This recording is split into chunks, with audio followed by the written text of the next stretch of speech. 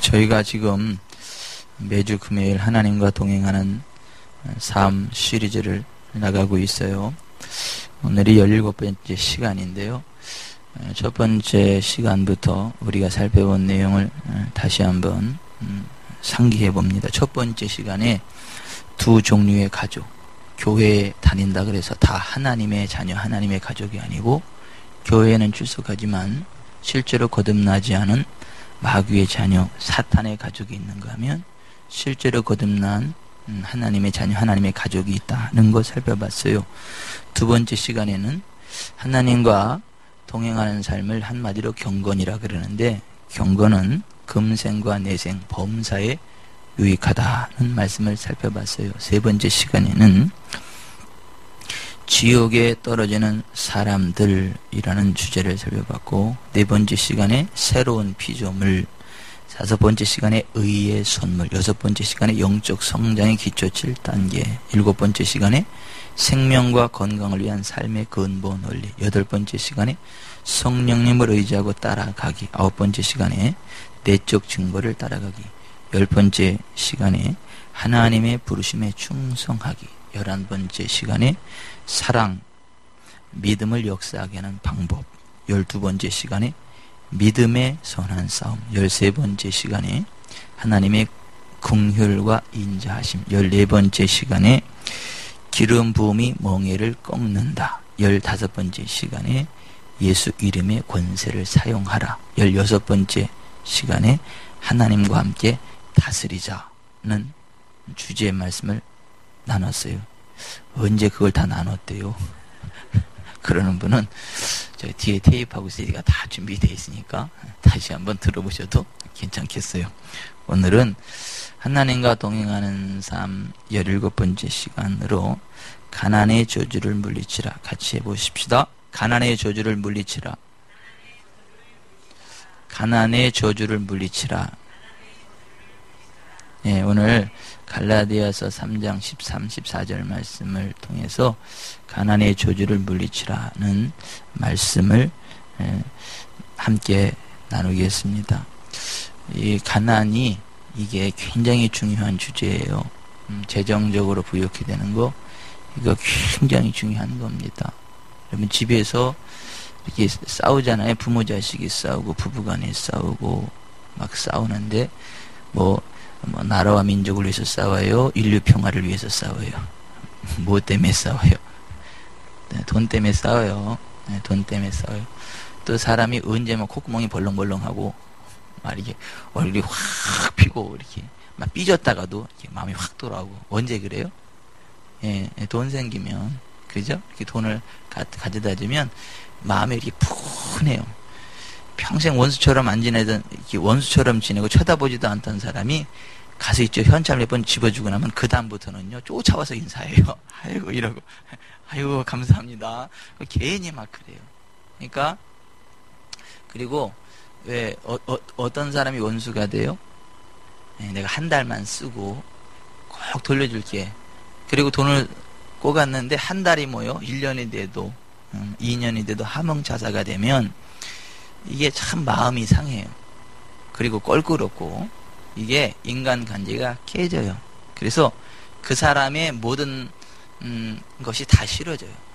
그러니까 가족관계, 대인관계에 아주 중요한 게 이게 재정이에요. 재정. 그리고 교회들이 뭐 때문에 힘들어요?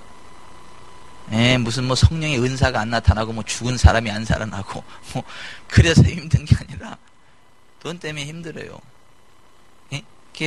우리 오늘 양실래 권사님이 오산교회 장로님 한 분을 만났는데, 그 장로님이 지구촌 사람 기쁨 성전 건축을 해야 되죠. 땅 사죠. 성전 부지 좋은 게 나오는데 땅을 사죠. 그랬더니 뭐 좋은 게 나온 거 이제 나온 게 있다 그랬는데 몇 평이냐 그랬더니 뭐 1300평, 1200평인데 거기 평당 얼마냐 그랬더니 뭐 700만 원. 그래서 뭐 따져 보니까 뭐 80억밖에 안 된대. 그래가지고 권사님이 그랬대. 아유, 아직은 우리가 좀 부족해서.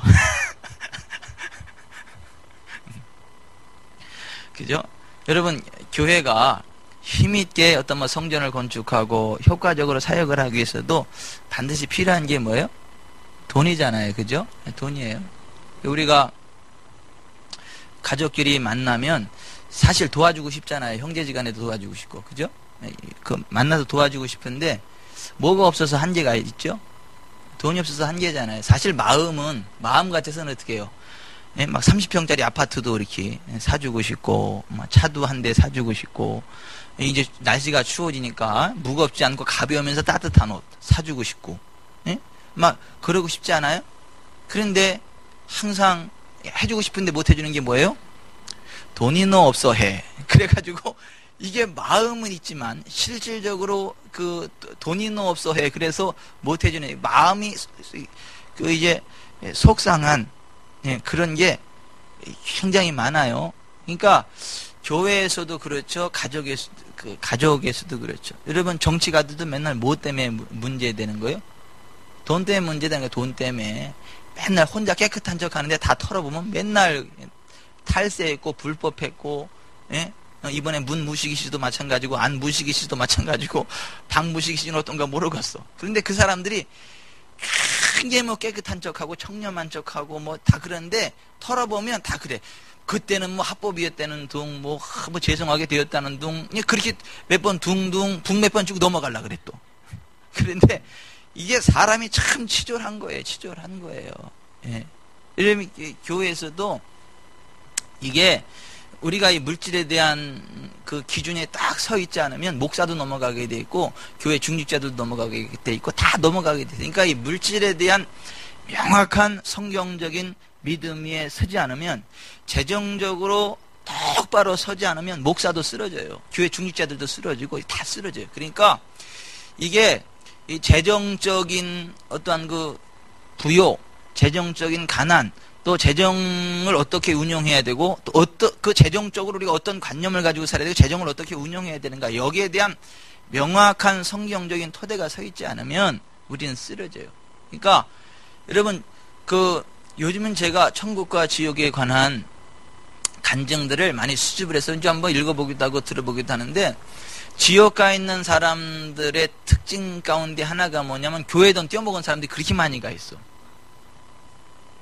아니 목사들 가운데서도 교회 돈을 이렇게 착복해가지고 지옥 가 있는 사람들이 그렇게 많고 교회 중직자들 가운데도 교회 돈을 착복해서 지옥에 떨어지는 사람들이 그렇게 많대요. 그래서 제가 이게 다른 사람 돈도 떼어먹으면 안 되겠지만 교회 돈은 절대 떼어먹으면 안 되겠다. 이런 아주 그런 생각들을 아주 다시 한번 이렇게 하게 돼요. 왜냐하면 사람은 아무도 몰라. 그죠? 견물생심이라고요. 아무도 몰라요, 이게. 아주 뼈에 사무치게 선을 그지 않으면 그렇게 쓰러질 수 있어요. 근데 오늘 우리가 가난의 저주를 물리치라는 이 말씀을 통해서 진짜 가난의 저주를 물리치고 남은 생에 부흥하기를 바랍니다. 하나님이 주시는 부흥을 누릴 수 있기를 바랍니다. 오늘 갈라디아서 3장 13, 14절을 같이 한번 다시 읽어보십시다. 시작. 그리스도께서 우리를 위하여 저주를 받은 바 되사 율법의 저주에서 우리를 속량하셨으니 기록된 바 나무에 달린 자마다 저주 아래 있는 자라 하였습니다. 이는 그리스도 예수 안에서 아브라함의 복이 이방인에게 미치게 하고 또 우리로 하여금 믿음으로 말미암아 성령의 약속을 받게 하려 함이라. 오늘 13절에 보면 그리스도께서 우리를 속량하셨다 이렇게 돼 있잖아요. 근데 그리스도께서 무엇으로부터 우리를 속량하셨습니까? 라고 교회 다니는 사람들에게 예수 믿는다라고 하는 사람들이 물어보면 대부분 뭐라고 답변을 해요? 예, 죄로부터 속량하셨습니다. 이렇게 얘기를 해요. 그죠? 그리스도께서 우리를 속량하셨다. 이 말은 다 알아요. 그래서 그러면 그리스도께서 무엇으로부터 우리를 속량하셨나요? 그러면 죄로부터 속량하셨죠. 거의 10중 8구는 그렇게 이야기를 해요. 근데 지구촌 사랑교회 성도들은 가난, 질병, 저주로부터 우리를 속량하셨습니다. 이렇게 똑부러지게 나오는데 보통의 경우에는 죄로부터요 이렇게 나가요. 아주 이게 틀린 얘기는 아니에요. 그리스도께서 우리의 죄악을 담당하시고 우리의 죄로 인한 모든 저주를 뒤집어 쓰셨기 때문에 그리스도께서 죄로부터를 속량하셨습니다라는 얘기가 틀린 얘기는 아닌데 너무 애매모호한 표현이라고 하는 거죠. 오늘 13절을 보면 이렇게 되어 있잖아요. 그리스도께서 우리를 위하여 저주를 받은 바 되사 율법의 저주에서 우리를 속량하셨으니 기록된 바 나무에 달린 자마다 저주 아래 있는 자라 하였습니다. 이렇게 되어 있어요.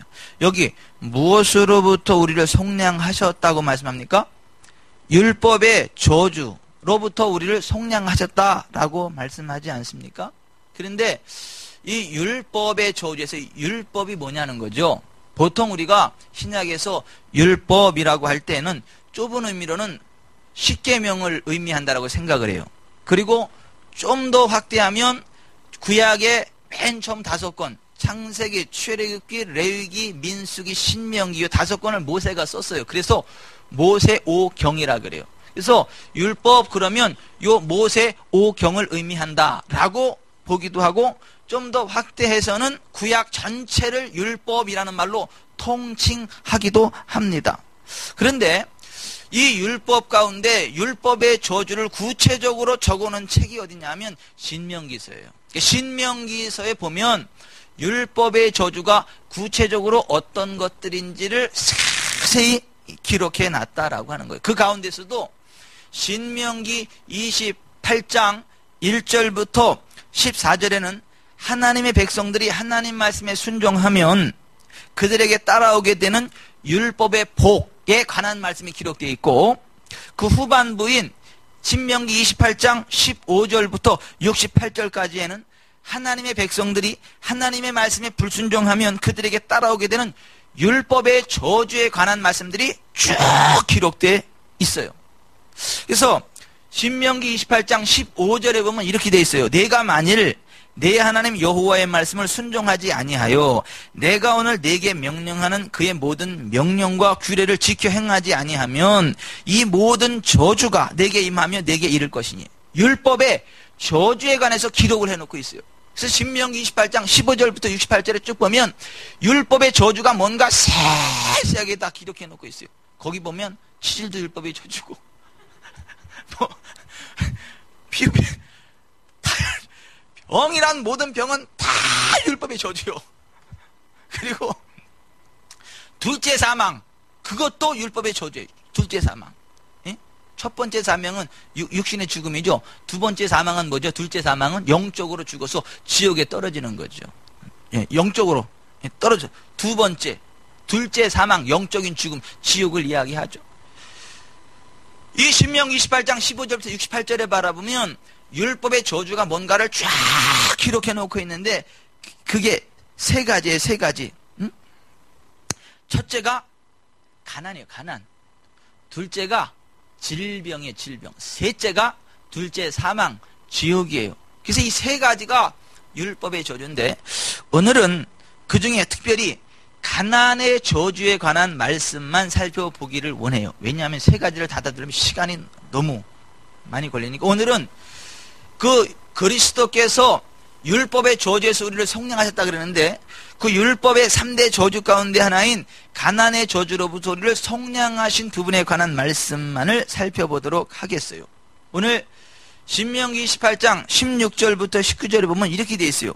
내가 성읍에서도 저주를 받으며 들에서도 저주를 받을 것이요, 또 내 광주리와 떡반죽 그릇이 저주를 받을 것이요, 내 몸의 소생과 내 토지의 소산과 내 소와 양의 새끼가 저주를 받을 것이며, 내가 들어와도 저주를 받고 나가도 저주를 받으리라. 신명기 28장 38절부터 40절에 보면 내가 많은 종자를 들에 뿌릴지라도 메뚜기가 먹음으로 거둘 것이 적을 것이며, 내가 포도원을 심고 가꿀지라도 벌레가 먹음으로 포도를 따지 못하고 포도주를 마시지 못할 것이며, 내 모든 경내에 감람나무가 있을지라도 그 열매가 떨어짐으로 그 기름을 내 몸에 바르지 못할 것이며. 이게 한마디로 뭐예요? 가난이에요. 가난. 그러니까 아무리 열심히 일을 해도 손에 들어오는 게 없다는 거예요. 열심히 일을 해도 계속 가난하다는 거예요. 그것이 율법의 저주라고 하는 거예요. 여러분, 가난은 저주지 복이 아닙니다. 따라서 하십시다. 가난은 저주지 복이 아닙니다. 가난은 저주지 복이 아닙니다. 아유, 감사해요. 이렇게 또 어려운 말을 잘 따라서 해주셔가지고. 이게 굉장히 어려운 말이에요. 특히 신앙생활 오래 했다고 하는 사람에게는 굉장히 어려운 말이에요. 가난을 하나님의 축복이라고 생각하는 사람 많아요. 하나님의 섭리라고 생각하는 사람 많아요. 가난을 저주라 그러면요, 눈을 막 치켜뜨고 저 목사 이상한 목사다 이렇게 하고요. 혹시 단 아니냐 막 이런 사람들이 이렇게 많아요. 그런데 신명기 18장을 잘 보세요. 가난은 저주지 결코 복이 아닙니다. 다시 한번 어렵지만 한번 따라서 해보세요. 가난은 저주이지 복이 아닙니다. 아유, 감사하게 수준 높은 얘기를 잘 따라서 해주셔가지고. 가난은 저주지 절대 복이 아니에요. 제가 지금 율법의 저주에 관해서 기록해 놓고 있는 신명기 28장 16절부터 19절 38절부터 40절을 쭉 했는데, 이게 지금 율법의 저주가 한마디에 뭐라는 거예요? 가난이라고 하는 것입니다. 이 모든 가난의 저주가 하나님 말씀을 순종하지 않고 불순종해서 임하는 저주라고 하는 것입니다.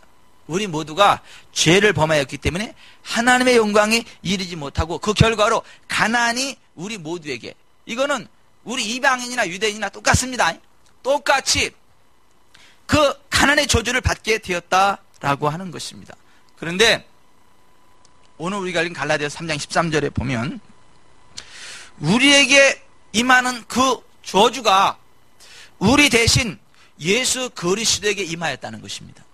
예수 그리스도께서 그 율법의 저주를 대신 받으셨대요. 대신 감당하셨다는 거예요. 그래서 율법의 저주가 우리와 더 이상 상관이 없게 되었다는 거예요. 우리가 예수님을 믿고 예수님 안에 들어가면, 예수님 안에 들어가는 그 순간으로부터 율법의 저주와 나는 더 이상 상관이 없는 사람이 되었다라고 하는 것입니다. 예수 그리스도께서 율법의 저주를 담당하셨기 때문에 율법의 저주가 더 이상 나와는 상관이 없다는 거예요. 그리고 그 율법의 저주 가운데 하나가 가난이라고 해요. 그러므로 우리가 그리스도 예수에게 들어가는 그 순간부터 가난하지 않아도 된다는 거예요. 가난과 상관없는 삶을 살아도 된다는 거예요. 부유한 삶을 살아가도 된다라고 하는 것입니다. 그리스도께서 율법의 저주에서 우리를 속량하셨는데 왜 율법의 저주 가운데 계속 머물려고 하느냐라고 하는 것이죠. 여러분, 고린도후서 8장 9절에 이렇게 되어 있잖아요. 우리 주 예수 그리스도의 은혜를 너희가 알거니와 부유하신 이로써 너희를 위하여 가난하게 되심은 그의 가난함으로 말미암아 너희를 부유하게 하려 하심이라 그랬어요. 여기 여러분, 가난과 부유가 영적인 거예요? 재정적인 거예요? 영적인 거 아니에요? 재정적인 것입니다. 재정적인 거예요. 이 문맥을 쭉 보세요. 앞에부터 재정에 관한 말씀을 하고 있어요. 이거는 재정적으로 예수님이 가난의 저주를 뒤집어 쓰셨고 재정적으로 우리를 부유하게 하기 위함이라는 말씀을 하시는 것이지, 뭐 영적으로 예수님이 우리를 가난하게 되셨고 우리를 영적으로 부유하게 하기 위해서 그렇게 됐다, 그게 아니다라고 하는 것입니다. 수많은 사람들이, 그리스도인들은 재정적으로 부유하게 되어서는 안 된다라는 생각을 하고 있어요.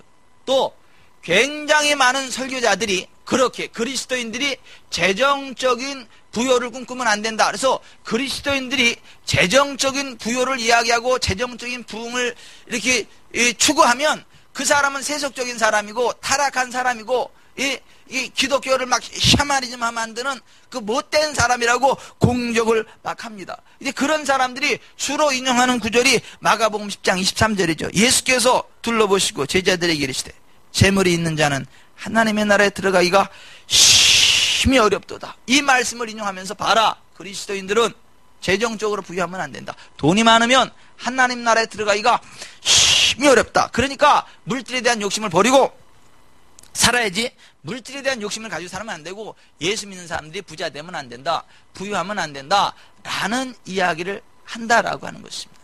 그런데 여러분, 왜 이 말씀은 주장하는데 마태복음 6장 13절 너희는 먼저 그의 나라와 그의 의를 구하라 그러면 이 모든 것을 너에게 더하시리라는 말씀은 얘기를 안 하죠. 에? 왜 하나만 이야기하죠? 잠언 22장 4절에 겸손과 여호와를 경외함의 보상은 재물과 영광과 생명이니라. 그 말씀은 또 왜 인용을 안 하죠? 신명기 15장 4절 5절 내가 만일 여호와의 말씀만 듣고 내가 오늘 내게 내리는 그 모든 명령을 다 지키게 행하면 내 하나님 여호와께서 내게 준다 해서 내가 반드시 복을 받으니 너 중에 가난한 자가 없으리라. 이 말씀은 왜 인용 안 하죠? 시편 112편 1절부터 3절 할렐루야. 왜 할렐루야인가 보니까 돈이 들어서 할렐루야더만. 할렐루야. 여호와의 계명을 크게 즐거워하는 자에게 복이 있다. 부유와 재물이 그 집에 있다. 막 이러한 말씀을 하잖아요. 그럼 보십시다. 그런 말씀은 왜 인용을 안 해요? 왜 웃으세요? 뭐 해적은 사람은 돈 들어오면 할렐루야가 안 나오시던가요? 나오죠. 사실 그래. 보십시다. 성경에도 그렇게 이야기를 해요. 아니, 성경은 왜 재정적인 부흥에 대해서 그렇게 이야기를 하는데 왜 그런 것은 이야기를 안 하고 왜 예수님이 한마디 하신 말씀, 부자가 하나님의 나라에 들어가기가 힘이 어렵다. 그 말씀 하나만 인용해 가면서 왜 그렇게 그리스도인이 부자 되면 안 된다는 뭐 그런 얘기를 하죠. 또 무슨 여우도 굴이 있고 공중의 새도 거처가 있을 때 인자는 머리 둘 곳이 없다. 또 그 구절을 인용하면서 뭐 예수 믿는 사람은 뭐 예수님이 뭐 집도 없었고 뭐 그렇게 가난하게 살았다라고 그렇게 이야기를 하죠. 근데 여러분 그게 항상 주님의 말씀은 문맥으로 봐야 된다 그랬잖아요. 이게 어떤 문맥 속에서 되어지고 있는 말씀인지를 봐야지 그 부분만을 잘라놓고 그렇게 이야기하면 안 된다는 거죠. 예? 여우도 굴이 있고 공중에서도 거처가 있다. 인자는 머리 둘 곳이 없다. 이게 예수님의 전도 여행 속에서 하신 말씀이지. 이게 무슨 예수님이 뭐 집도 없었고 거할 것도 없고 그런 얘기가 아니잖아요. 여러분 부자가 하나님 나라에 들어가기가 힘이 어렵다. 이 말씀도 어떤 문맥에서 나온 거, 어떤 상황 가운데 나온 거죠? 한 부자가 예수님한테 와서 선한 선생님이요, 내가 어떻게 해요? 영생을 얻으리까? 그랬더니 예수님이 가서 계명에 뭐라고 기록되어 있느냐? 내 부모를 뭐 공경하라 이렇게 되어 있습니다. 가서 일을 행하라 그러면 살리라. 이거 내 어렸을 때부터 다 지켰습니다. 그랬더니 예수님이 오히려 내게 부족한 것이 한 가지 있으니 내 소유를 다 팔아 가난한 데들에게 주고 와서 나를 쫓으라. 그리하면 하늘 보화가 내게 있으리라. 그렇게 얘기를 했더니 이 사람이 돈이 많음으로 근심하며 예수님을 떠나갔더라고 할 때 예수님이 그 부자를 보면서 하신 말씀이 그거 아니에요? 부자가 하나님 나라 들어가기가 어찌나 어려운, 힘이 어렵다, 이런 말씀을 하신 거 아닙니까? 그런데 예수님이 가난한 자, 내 소유를 다 팔아 가난한 자들에게 죽어서 나를 쫓으라. 그리하면 하늘 보화가 내게 있으리라. You shall have the treasure in heaven. 하늘 보화를 네가 갖게 될 것이다. 이 말은 무슨 얘기예요? 현세에서 100배로 갖게 된다는 것이고 내세에서 영생을 얻게 된다는 그 말씀이었거든요. 그러니까 이 세상에서 지금 가지고 있는 재정을 100배로 부흥을 해서 하나님의 일을 많이 해야지. 네가 하나님이 주신 재정의 복을 받았음에도 불구하고 가난한 자들을 외면하면 저주가 크다 그랬는데 너 저주받고 쫄딱 망하면 안 되지 않느냐? 그러니까 네가 재정적으로 저주받지 않으려면 하나님의 말씀 그대로 가난한 자들의 구제를 해서 현세에서 100배를 받고 내세에서 영생을 받아야 된다, 되지 않겠느냐? 너는 지금 영생의 문제를 이야기하고 있는데 네가 영생을 얻어도 가난하게 사는 건 저주 아니냐? 그러니까 영생도 얻어야 되겠지만은 100배의 부흥도 누려야 되지 않겠냐? 예수님 말씀이 이거잖아요. 그 후문맥에 그랬잖아요. 예수님이 그 말씀을 하시고 나서 나와 복음을 위하여 집과 형제와 자매와 전토 버린 자는 현세에 있어 100배를 받되 박해를 겸하여받고 내세 영생을 받지 못할 자 없다. 그죠? 분명히 100배 부흥을 부리는 사람 뭣도 받아요? 박해도 같이 받아. 박해, 핍박, 박해. 왜 박해를 왜 같이 받을까요? 핍박을 왜 같이 받을까요? 미친놈이란 소리 들어. 재정적으로 하나님이 기뻐하는 대로 구제를 하고 심으면 현세에서 100배 부흥을 누린다 그러면 미친놈이라 그래. 저 이단 아니냐 그러고, 저 지금 약간 좀 색깔이 이상하다 그러고, 저 목사 이상하다 그러고 막 박해를 해대요. 박해. 100배를 받되 박해, 핍박을 겸하여 받는다니까. 그러니까 욕 안 먹으려면 그 얘기하면 안 돼요. 재정적인 얘기하면 안 되고 그냥 예수 믿고 전당 갑시다. 영생을 누립시다. 우리 신령한 복을 하고 천국을 소망하면서 합시다. 우리가 이렇게 물질에 욕심을 가지면 안 되고 우리가 신령한 복을 삼으며 우리가 천국 소망하면서 합시다. 아마 돈이 그게 별거 아닙니다. 우리는 천국이 소망이 돌아갈래고 그냥 하늘나라 바라보고서 합시다. 할렐루야. 이러면서 뒤에서 돈 막 쓰면 욕을 하나도 안 해. 청렴해 보이고 훌륭하다 그래. 훌륭하다. 그 목사 훌륭하다 그래. 그런데 100배의 부흥을 위해 심어라 이렇게 이야기를 하면 물질을 복을 받게 11조에 그러면요 대번 욕 먹어요. 막 욕을 해. 욕 막. 예? 그래서 제가 욕을 많이 먹어요, 제가. 왜냐하면, 예수님도 그랬잖아요. 현세에서 100배를 받되, 박해를 겸하여 받고, 내세 영생을 받지 못할 자다. 나는 박해 받아도 좋으니까 부자 됐으면 좋겠어. 난 욕을 먹어도 좋으니까 좀 흘러넘쳐가지고 막 좀 베풀고 나누고 좀 그랬으면 좋겠어. 욕을 바가지를 먹어도 좋으니까 나는 부자가 돼서 좀 도와줬으면 좋겠어. 내 형제들 좀 도와줬으면 좋겠고. 여러분들은 욕 안 먹고 가난하게 살래요? 욕을 먹어도 부자로 살래요? 이거 수준이 나하고 똑같아. 아니, 이게 예수님의 말씀이에요. 예수님의 말씀. 하나님이 주시는 복을 받으려면 하나님의 방법대로 재물을 운영해야 돼. 그 가운데 구제가 중요합니다. 여러분, 가난한 자를 못 본 참은 저주가 크다 그랬습니다. 잠언 30장 28절에 보면 가난한 자를 못 본 자에게는 저주가 크다 그랬어.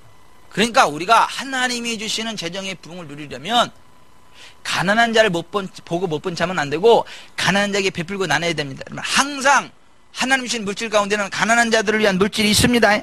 그래야 하나님이 주시는 부흥을 누리는 거예요. 우리가 탐욕적이 돼가지고 물질이 들어도 풀 줄 모르고 계속 쌓고 그러면 그거는 저주예요. 결국 그 돈 다 빼앗기게 돼 있고 결국 그 영혼 지옥 가게 돼 있어요. 그런데 하나님이 우리에게 주신 물질을 가지고 하나님 더 큰 부흥을 기대하면서 가난한 자들을 위해서 구제하고 하나님의 일을 위하여 내고 가족들을 부양하고 열심히 쓰면 선순환이 일어나서 100배 부흥이 일어나는 줄 믿습니다. 이 100배가 뭐 문자적인지 상징적인지 모르겠는데 아무튼 100배 뭐 상징이라도 좋고 문자적으로도 좋아. 어쨌거나 100배의 부흥을 누린다라고 하는 것입니다. 그런데 고인물은 썩습니다. 물질이 들어와도 풀 줄 모르고 있잖아요. 계속 붙잡고만 있잖아요. 그러면 썩어요. 고인물은 썩어요. 자꾸 샘이 나와야 이게 물이 살고 이 생물이 살고 그러죠. 이게 고인물은 썩어요. 돈이 들어와도요 베풀 줄 모르면 썩습니다. 그래서 돈만 썩는 게 아니라 내 영혼도 썩어요. 내 삶도 썩고. 그러니까 우리가 여러분 하나님이 재정을 주실 때마다 정확히 구제할 거 구제합시다. 하나님의 것을 구별합시다. 가족의 것 구별합시다. 그래야 하나님이 주신 100배의 부흥이 일어나면서 계속 선순환이 일어난다. 그거 안 하면 하나님 나라 가기 어렵다는 거예요. 그 돈이 독이 돼가지고 그 사람 지옥 간다는 거예요. 그래서 부자가 하나님의 나라에 들어가기가 힘이 어렵다는 말씀이 그 말씀이에요. 이 부자는 어떤 부자예요? 돈에 미친 사람, 베풀 줄 모르는 사람, 그냥 움켜쥐기만 하는 사람, 자꾸 빼앗기만 하는 사람, 이런 사람은 하나님 나라에 들어가기가 힘이 어렵다는 거예요. 그러므로 우리는 절대 움켜쥐지 맙시다. 예. 예수 믿는 사람은 계속적으로 심어야 되는 거예요. 하늘나라 갈 때 심어야 되는 거예요. 심고 거두고 심고 거두고 심고 거두고. 아멘. 예수님이 지금 그러한 상황 가운데 그 말씀을 하신 거지, 뭐 그리스도인들은 뭐 부자 되면 안 된다든가 돈에 대한 욕심을 부르면 안 된다든가 돈이 있으면 하나님 나라에 가기 어렵다, 지금 그 얘기를 한 게 아니지 않습니까? 그러므로 여러분 진짜 우리가 하나님 안에서 부욕해 될 것을 믿으시기를 바랍니다. 예수님이 지금 이 부자에게 내 소유를 팔아 가난한 자들에게 주가서 나를 쫓으라, 그리하면 하늘 보화가 내게 있으리라. 그러니까 하늘에서 내게 보화가 있으리라, 이건 번역이 좀 잘못된 거예요. 하늘 보화가 내게 있으리라 이렇게 번역이 돼야 맞아요. 윤영미 집사님, You shall have the treasure in heaven. 그럼 그 in heaven이 the treasure를 꾸며주는 형용사 구예요. You shall have를 꾸며주는 부사 구예요.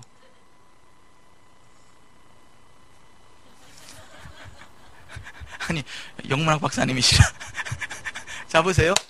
형용사구로 돼, 형용사구. 하늘 보화를 내게 차지하게 될 것이다, 그런 얘기예요. 하늘 보화가 뭐예요? 하나님이 운영하는 보화. 그러니까 하늘에서 가질 거다라는 개념하고 하늘 보화를 내가 갖게 될 거다, 이게 개념이 다르잖아. 하늘 보화를 이 세상에서 갖게 된다. 이 세상에서 100배, 현세에서 100배로, 내세에서 영생으로 받지 못할 수 없다는 말씀이 그 말씀이에요. 그러므로 진짜 우리는 부흥을 누립시다. 좀 부흥합시다. 제가요, 우리 교회에서 이게 매월 그 기본적으로 나가는 뭐 개척교회들 선교사님들 기본적으로 이렇게 나가는 게 장로님 얼마나 돼 우리 매월 기본적으로 나가는 게. 예.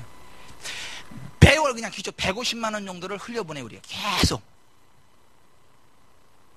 너무 적어서 아멘이 안 나오나?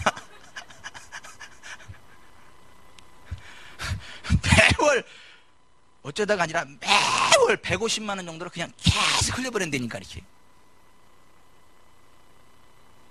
이 작은 거 아니에요. 우리 수준에서 작은 거예요.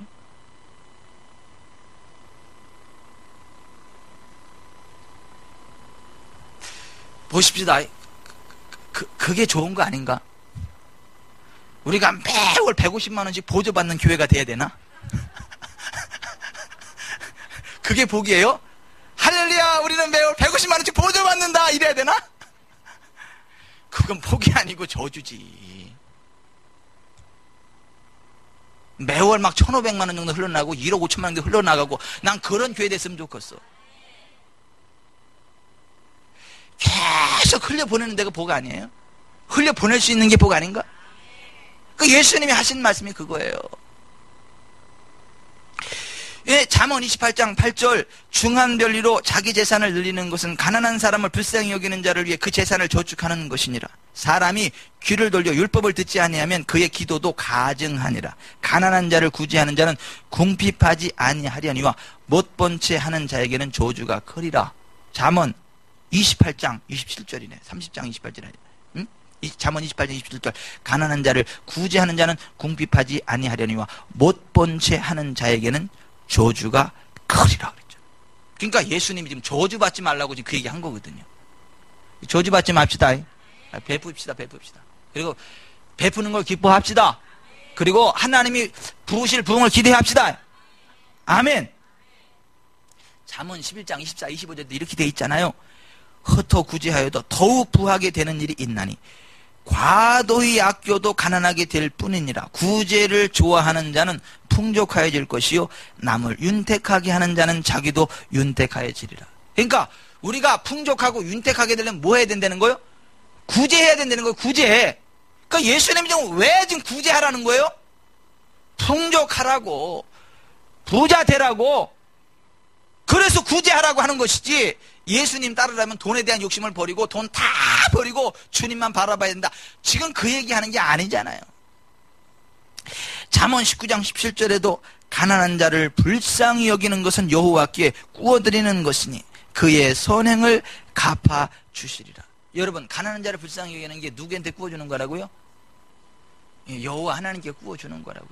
그럼 여호와께서 갚아준다고. 그러니까 우리가 남들을 도와줄 때 갚을 능력 있는 사람을 도와주는 게 맞는 거예요? 그게 잘하는 거예요? 갚을 능력을 안 되는 사람을 도와주는 게 맞는 거예요? 2번이 맞아. 그래야 하나님이 확실히 갚아주십니다. 그래서 너희가 베풀려거든 갚을 능력이 없는 사람들에게 베풀어라. 예수님이 그랬잖아. 누가복음 13장에. 그러니까 가난한 자를 불쌍히 여기는 것은 여호와께 구워드리는 것이니 여호와께서 그 선행을 갚아주시리라 했잖아요. 근데 가난한 사람이요, 노숙자를 이야기하는 건 아닙니다. 아무것도 일 안 하고 노는 사람을 도와주라는 얘기가 아닙니다. 일할 수 있는데 일 안 하고 빈둥빈둥 노는 사람을 도와주는 거는 저주받을 짓이요. 그거는 일하기 싫거든 먹지도 말게 하라 그랬는데, 일도 안 하는 사람 먹게 하면 성경 말씀을 지금 거역하는 거 아니야?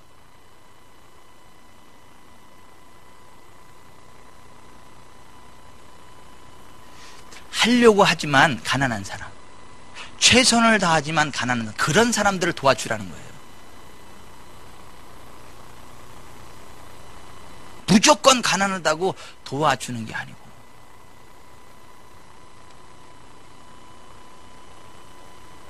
아우, 나 이거 회개해야 되나? 사실은 몇 주 전에 금요 심야할 때 저 한 사람 뒤에 들어와서 그렇게 있다가 끝나고 안 가고 막 그러잖아. 그랬더니 뭐 돈 달라고. 자기가 뭐 인테리어를 하는데 뭐 일을 못했고 뭐 먹지도 못했고 뭐 밥도 못 먹고 어째고 저째고. 근데 저기 일장 연설이 길어. 이렇게 한마디로 뭐요? 돈 달라는 거지. 근데 앞에서 상담은 해야 되고 기도는 해야 되고 뒤에서 일해고는 있고 그러니 어쩌라고. 그래서 그냥 얼마 전에서 빨리 보내고 신홍건 형제한테 다 두 번 더 쉬지 말라고 그리고 그냥 해라 그러고 보냈는데 그때 그냥 돌려보냈어야 되나 이런 생각을 하는 거지.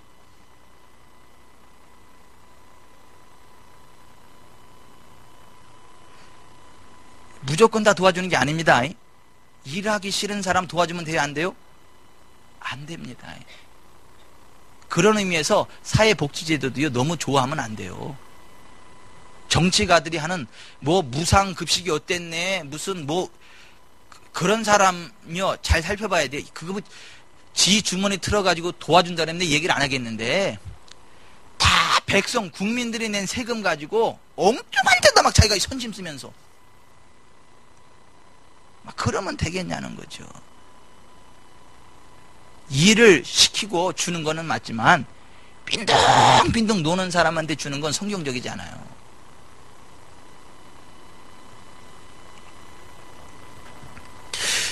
가난한 자를 도와주는 거는 여호와께 구워드리는 것이다. 근데 가난한 자가 어떤 가난한 자라고요? 열심히 하려고 하는 가난한 자. 모든 가난한 자가 아니고. 시편 41편 1, 2절에도 가난한 자를 보살피는 자에게 복이 있으며 재앙의 나라 여호와께서 그를 건지시리로다. 여호와께서 그를 지키사 살게 하시리니 그가 이 세상에서 복을 받을 것이라. 주여 그를 그 원수들의 뜻에 맡기지 마소서. 이렇게 돼 있어요. 어떤 사람이 복이 있다고요? 가난한 자들을 보살피는 자에게 복이 있다. 하늘나라에서 복 받는다고? 이 세상에서 복 받는다고요? 이 세상에서 복을 받는다고요. 여러분, 가난은 저주입니다. 가난은 저주지 복이 아니에요. 율법의 저주가 바로 가난이다 라고 하는 것입니다. 그리스도 예수께서 우리를 위하여 저주를 받은 바 되사 율법의 저주에서 우리를 속량하셨으므로 우리는 율법의 저주인 가난과 더 이상 상관없는 사람이 되었다는 걸 믿으시길 바랍니다. 그래서 가난 의식, 저주 의식부터 없애야 돼요. 나는 그리스도 예수 안에 있는 한 가난하게 살긴 다 틀렸다. 나는 저주스러운 삶을 살긴 다 틀렸다. 이게 골수로부터 흘러나와야 돼.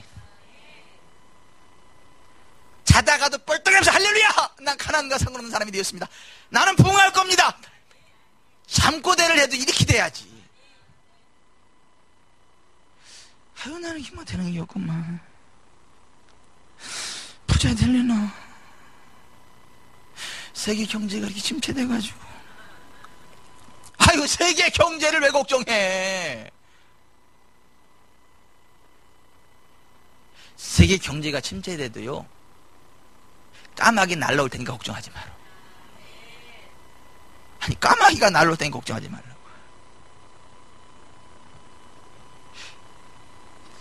안 된다고 다 안 되는 게 아니요. 부가 한쪽으로 흘러서 그래. 미국이란 나라를 보니까 세상에 돈이 있는 사람은요 몇 억씩 써, 몇 억씩 그냥 쓰는 게 몇 억이야, 몇 억. 근데 없는 사람은요 밥을 굶어. 밥. 미국에서 27.6%인가가 밥을 굶어. 미국이란 나라가 5명 가운데 하나는 밥을 굶는다고.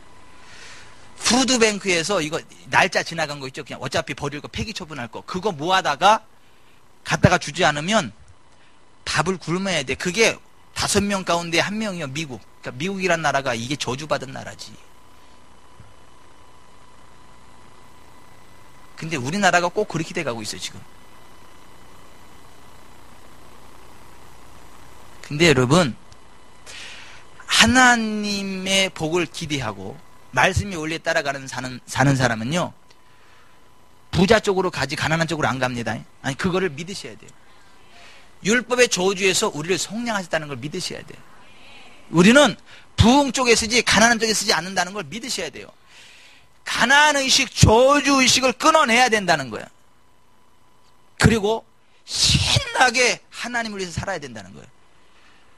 마태복음 6장 33절 그런즉 너희는 먼저 그의 나라와 그의 의를 구하라. 그리하면 이 모든 것을 너에게 더하시리라. 하나님의 나라와 하나님의 일을 먼저 구하면 이 모든 것을 너에게 더한다는, 이 모든 것이 뭐예요?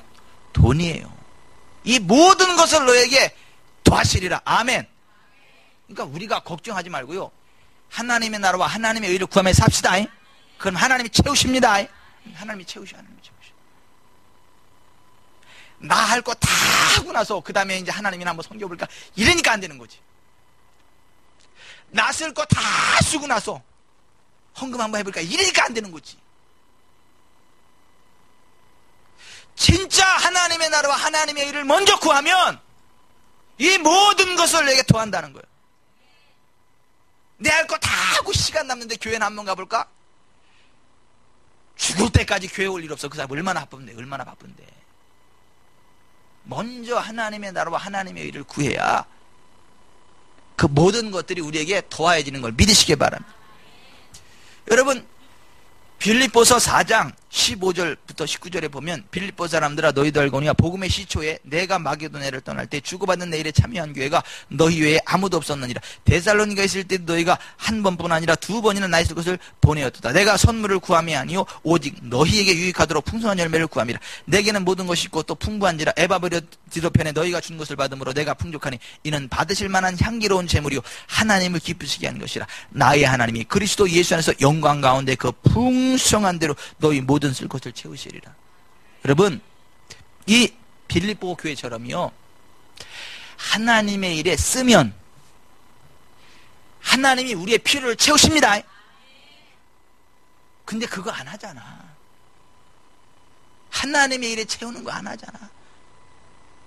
내 쓸 것만 쓰면서 맨날 그 뒤에 19절만 인용하잖아. 나의 하나님이 그리스도 예수 안에서 영광 가운데 그 풍성한 대로 나의 모든 쓸 것을 채우시리라. 안 채우니까 그나마 살 채워줘봐 뱉어져 죽어. 배고픈 사람한테 채워줘야 그게 복이 되죠. 배 잔뜩 부른 사람한테 먹을 거 또 줘봐 빵 터져 죽어.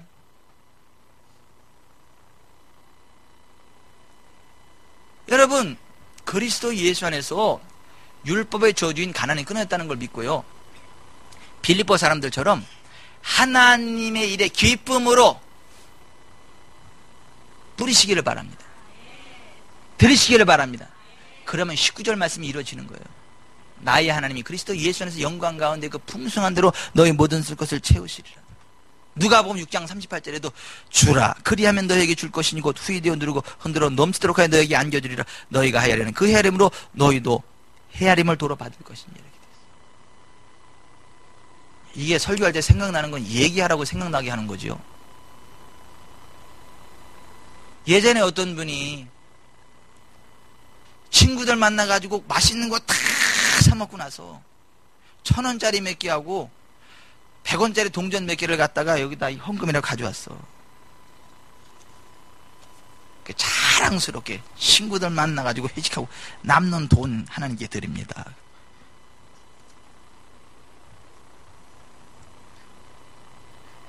그리고 막 아파트 투자를 엄청나게 해서 아파트 투자, 아파트를 막 사가지고 아파트도 사고 보험도 엄청 많이 들었어. 보험도 엄청나게 막 여기저기 다 들었어.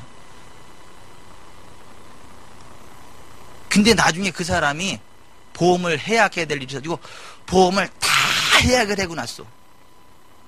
근데 그 다음날 암이 발견이 돼가지고 병원비로 그냥 다 늘었어요. 그 보험을 안 해약했으면 돈을 엄청나게 끌어야 되는 건데 보험을 다 해약하고 나니까 그 다음날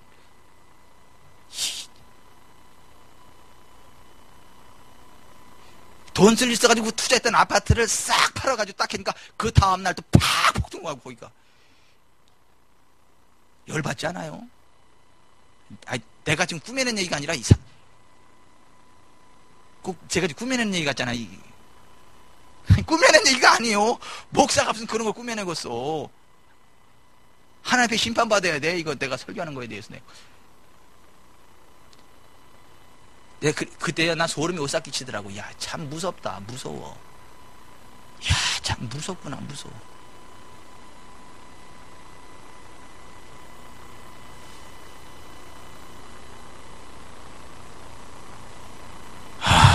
참 반대로 돼야 되는 거 아닌가? 아파트가 팍 팍 떨어졌는데 그냥 누가 사라고 사다 귀찮아가지고 샀는데 그냥 팍 올라가고 그냥 보험 들을 필요 없다고 그랬는데 누가 대신 놓줬는데 보니까 또 그냥 간단하게 수술 받고 그냥 팍 이래야 되는 거 아닌가? 소설을 써도 너무 극적으로 쓰나? 아니 보세요. 도대체 뭐가 되는 사람이고 뭐가 안 되는 사람이냐 이런 거였지. 아니 또 설교하다 그게 생각이 나가지고 진짜. 여러분 보세요. 우리가 저주의식을 물리칩시다. 그리스도 예수 안에서 율법의 저주가 우리와 상관없는 게 됐어요. 그런데 중요한 건 뭐냐 하면요, 이 빌립보 교회인들처럼 예수님의 말씀처럼 그걸 믿고 먼저 그의 나라와 그의 일을 구해야 돼요.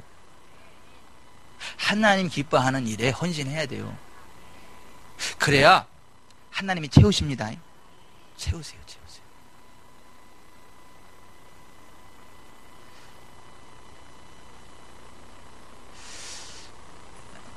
하나님이 영광 받으시고 혹여라도 인간의 의가 드러나지 않도록 역사하시옵소서. 사실은 저희는 지금 굉장히 행복해요. 저희 가족이 굉장히 행복하고 잘 살아요. 죄송해요. 아파트 넓은 데서 잘 살아요. 저희가 애들하고 아파트 넓은 데서 잘 살아요. 난 너무 감사해. 너무 감사하고 그랬거든요. 사실은 그냥 이게 방 하나에서 살아도 기쁨으로 살아야 되는데 우린 분에 넘치게 잘 살아. 이렇게 잘 살아. 거기다가 성도들이 왜 우리 목사는 뭐 한 게 있다고 이렇게 큰 아파트에 사냐, 이렇게 욕하는 성도가 하나도 없는 걸로 알고 있어. 아니 이렇게 욕하는 성도가 하나도 없는 걸로 알고 있어. 반대로 아유 목사님 더 넓은 데 가서 살아도 되는데 왜 또 그냥 그렇게 살아야 되나 이러는 분은 있어도 왜 또 그 정도로 근데 여러분 이 복이 이게 하나님이 주신 이 복이 그냥 오는 거라고 생각하세요? 저희가 저쪽 오산에 있을 때, 제 부교육자로 있을 때죠. 하나님 기뻐하는 일에 힘에 지나도록 심은 거야. 부교육자, 왜냐면 우리 어차피 나와야 돼. 우린 거기 그러잖아요. 부교육자 나와야 돼. 그죠? 근데 진짜 하나님 기뻐하는 일에 애들 뭐 하나 못 사주면서 손가락 빨아먹으면서 그 힘에 지나도록 드리고 나면 매달 그거 갚느냐고 가지고 그냥 그거 갚아나가느냐고 막 드리고 싶은 데 없으니까 어떻게 그냥 긁어가지고 드리는 거지.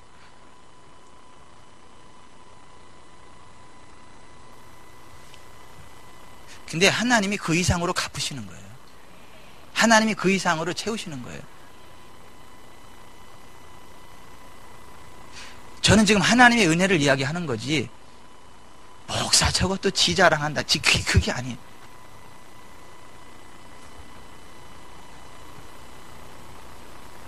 이건요, 목사도 마찬가지고 성도도 마찬가지예요. 진짜 하나님의 나라와 하나님의 의를 먼저 구하고 빌립보 사람들처럼 믿음으로 심고 하나님을 기대하고 달려나가면 하나님이 채우십니다. 율법의 저주에서 우리를 속량 받은 사람이 우리가. 그럼 속량 받은 사람이 어떻게 살아가야 되냐면 저주의식을 끊어버리고, 여러분 저주의식을 끊어버리지 않으면 그게 가능할까요? 예? 저기 사랑하는 이춘남 권사님, 만약에 저주의식이 끊어지지 않았다면 그게 가능할까요? 아니, 나 사는 것도 좀 힘든데, 예? 아니, 지금 내 앞길도 막막한데 내 앞가림이나 해야지 무슨 거기 하나님, 난 그게 나올 교회인데 무슨 이런 생각 안 들겠어요?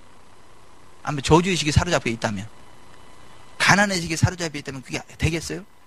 아니지. 하나님이 채우신다. 하나님이 함께 하신다. 하나님이 책임지신다.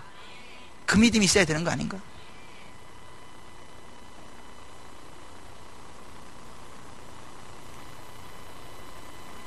우리는 그리스도 예수 안에서 율법의 저주와 상관없는 사람이 된 거예요. 율법의 저주 가운데 하나가 가난이야. 그리고 믿음으로 말미암아 아브라함의 복을 14절 이는 그리스도 예수 안에서 아브라함의 복이 이방인에게 미치게 한다 했잖아요. 율법의 저주는 끊어졌고 아브라함의 복은 우리의 것이 됐다고요. 어떤 사람은 아브라함의 복은 이스라엘 유대인들을 위한 복이라는데 아니죠. 여기 보세요.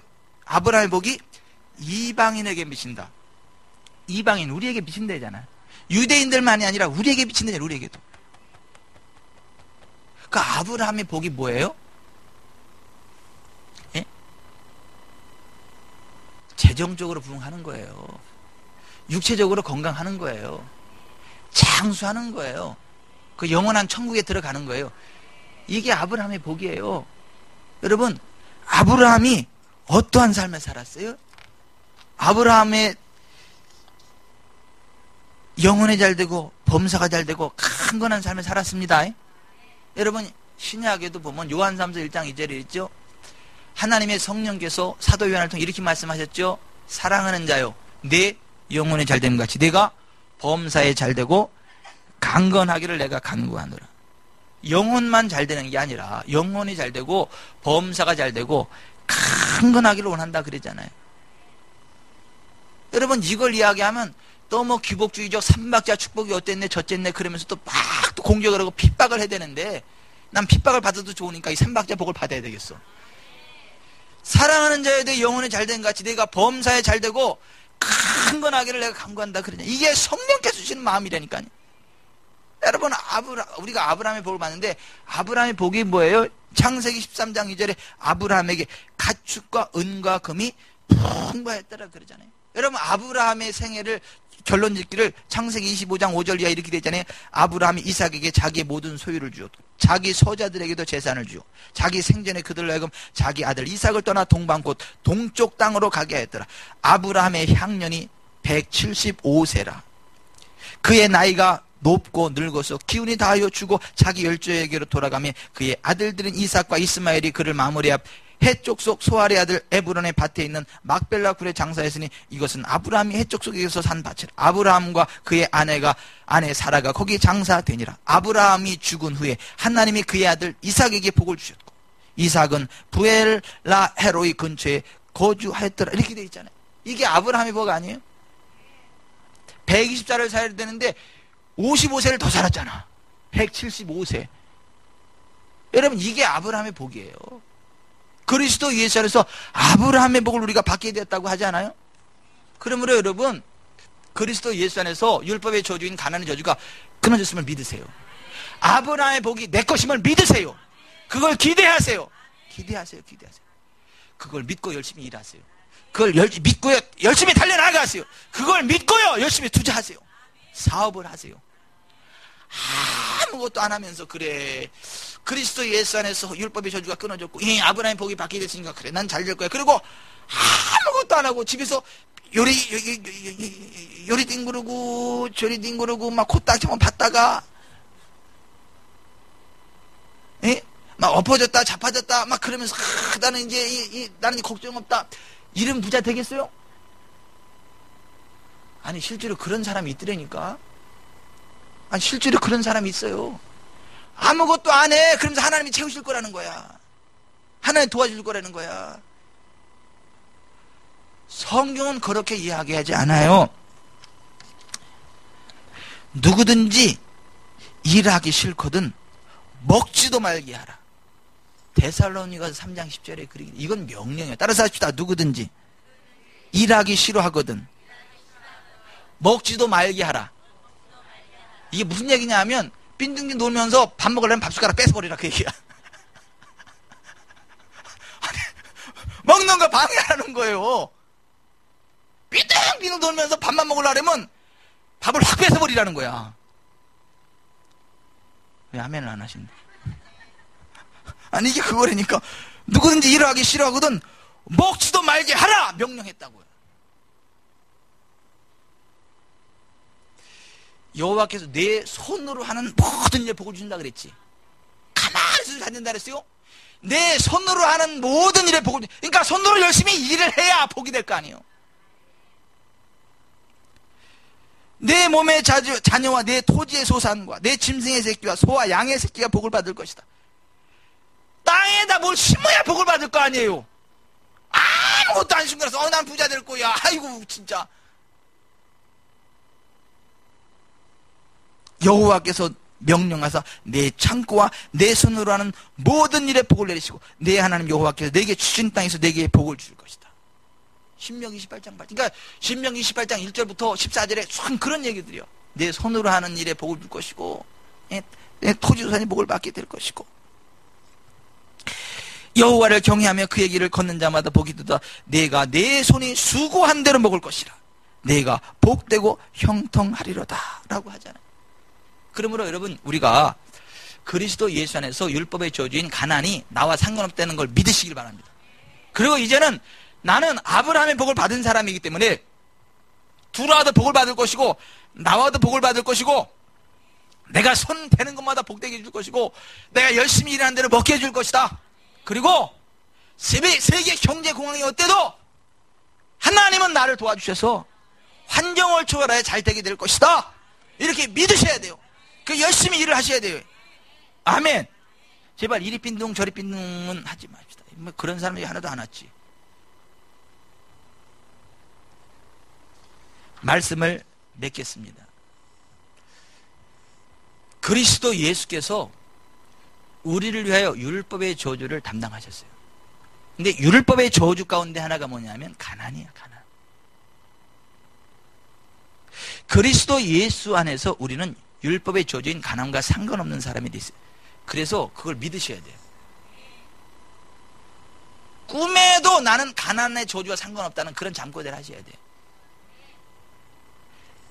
가난의 저주만 없는 게 아니라 아브라함의 복을 받았다. 아브라함의 복이 내 것이다. 그걸 믿으셔야 돼. 그 믿음으로 열심히 일을 하셔야 돼. 그 믿음으로 삶의 현장으로 뛰셔야 되고 그 믿음으로 뭐를 해도 하셔야 되는 거예요. 아무것도 안 하면서. 그러면 안 돼요. 내 손으로 하는 모든 일에 복을 주실 것이다. 그래요 여러분. 이 시간 이후 가난의식은 떠나갈지어다. 아브라함의 복을 취하는 믿음을 갖게 될지어다. 이리 빈둥 저리 빈둥은 떠나가고 삶의 현장으로 뛰어나가서 열심히 일을 하게 될지어다. 그리고 손 대는 것마다 잘 되게 될지어다. 그 믿음으로 살아갑시다. 기도하겠습니다.